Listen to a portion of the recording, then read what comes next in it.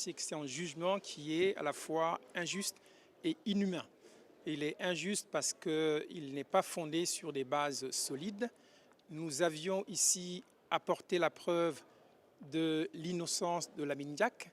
Or, il est condamné aujourd'hui sur la base de soupçons, sur la base d'amalgames et de raccourcis. Vous aviez noté qu'à la fin des réquisitions qui avaient duré plus de 3 heures, le procureur avait avoué qu'il avait des doutes.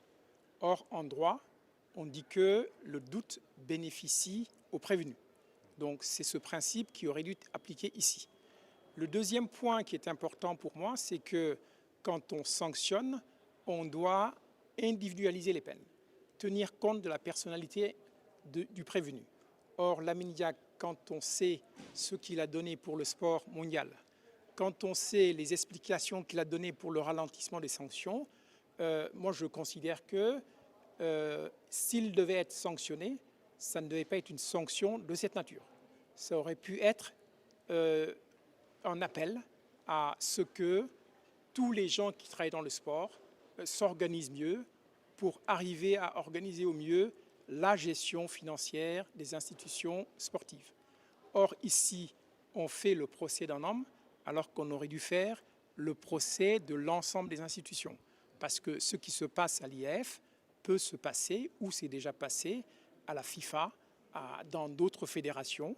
Voilà, Lamine Diack, je l'ai dit et répété, n'est pas un homme d'argent, ce n'est pas quelqu'un qui a été impliqué dans de la corruption, il a juste travaillé dans l'intérêt d'une association qu'il présidait depuis plusieurs années.